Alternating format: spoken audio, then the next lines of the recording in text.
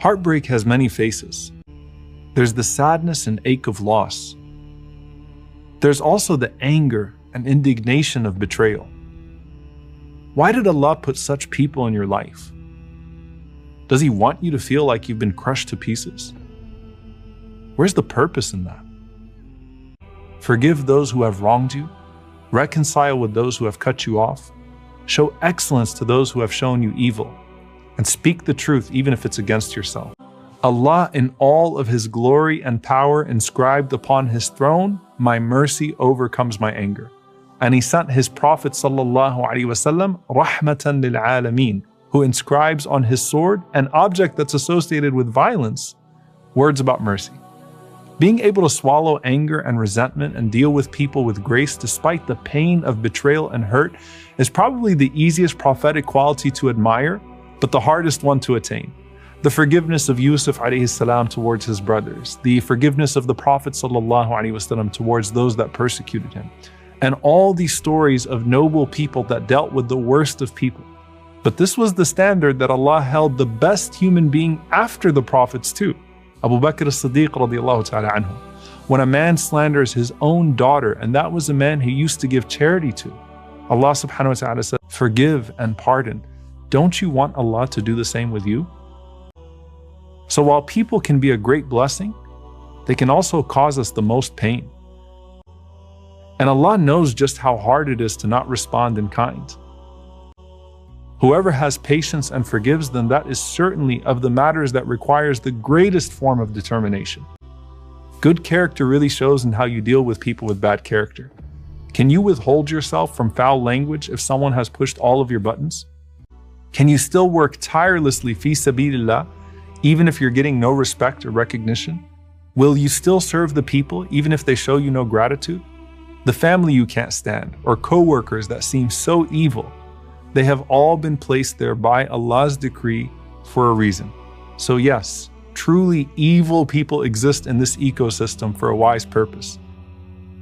You don't have to love the tyranny of the tyrant, but you know that the resilience within you was brought out by that tyrant, and the reward will be great.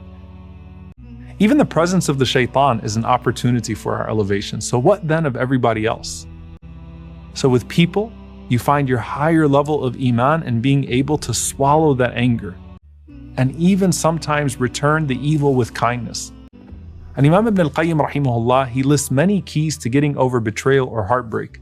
The first one, he says, is to realize that they too are tests, just like the tests of sickness and famine and drought and physical pain. And many people are able to endure those tests because they see them as tests. But when it comes to being wronged by others, they don't actually realize that that pain too was decreed by Allah subhanahu wa ta'ala as a test. The second key, he says, is to choose patience over revenge.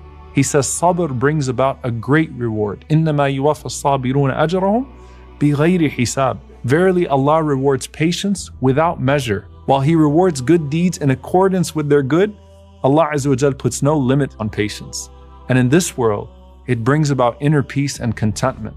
Whereas revenge almost always leads to regret, and then maybe even the consequences of your own transgression in response. Now that doesn't mean that we tell people that are being harmed to be patient.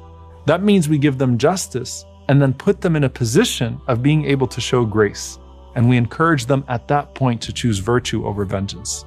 And Imam Ibn al-Qayyim rahimahullah says the third key is to realize that by showing good to people who wrong you, Allah will show you His good despite your shortcomings and sins. And he quotes this beautiful poem that for your sake, O Allah, I put my cheek to the ground, to the one who insults me and to the one who's envious, all so that you can be pleased. SubhanAllah, it's one form of humility to prostrate our heads to Allah, but it's a whole nother level to place our cheeks on the ground figuratively for the sake of Allah subhanahu wa ta'ala. To free your heart from grudges in a way that allows it to make peace with Allah's decree. Now sometimes you need to see an example of that to understand that it's possible, even if it doesn't seem like it at the moment. But talking to others that have gone through that before and learned how to not only cope but seek the reward is a major way to at least believe that you have that chance ahead. Because they too had their own friends who caused them pain, but eventually grew them in piety. There was once a man who entered a gathering and the Prophet ﷺ said, "This man is a person of Jannah." So Abdullah ibn Amr radiallahu anhuma, he follows him home to talk to him, thinking that he's going to be some sort of sage who prays all night and fasts all day. But as he speaks with him, he realizes that his station has nothing to do with extra deeds. It's because he cleared his heart of all grudges every night before he slept. The quality of that person's fajr with a clean heart is better than an entire night of qiyam with a heart full of hate. Sometimes all you need is time.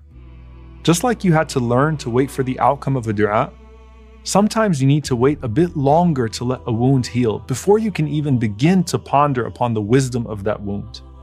Allah swears by the passing of time, wal-asr. And the Prophet ﷺ told us that Allah is ad-dahr, meaning Allah creates and controls time.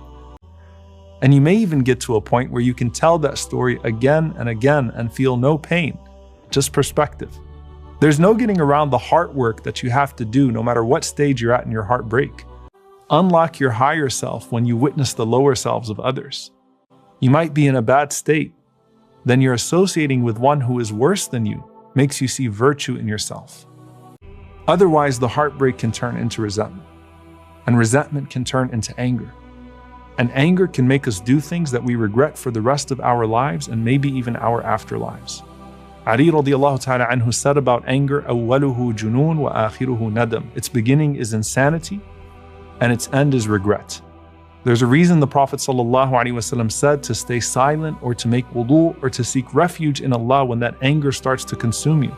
Because rage is from the shaitan, and shaitan is from fire, and can lead a person to burn themselves and others all around them rather than rise to a place of tranquility and inner peace.